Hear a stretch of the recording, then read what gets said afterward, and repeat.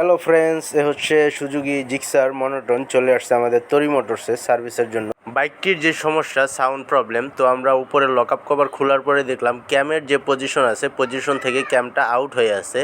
তো এই সমস্যাটা বাই ফেস করতেছে। বাই এক জায়গা থেকে টাইমিং চেঞ্জ করছিল, তারপর থেকে এই সমস্যাটা উনি ফেস করতেছে। তো চলে আসছে অবশেষে আমাদের তরি মোটরসের সার্ভিসের জন্য। আমরা ক্যামটা খুলে নিচ্ছি, খুলে মূলত সমস্যাটা দেখাচ্ছি এখানে আসলে কি প্রবলেম। এখানে আমরা যেটা পেলাম, দেখেন এখানে যে ক্যামের যে বেয়ারিংয়ের পজিশন, সেখান থেকে ক্যামের বেয়ারিংয়ের পজিশন আউট হয়ে আছে। চান ওয়াশারটা ঠিক জায়গাতেই আছে।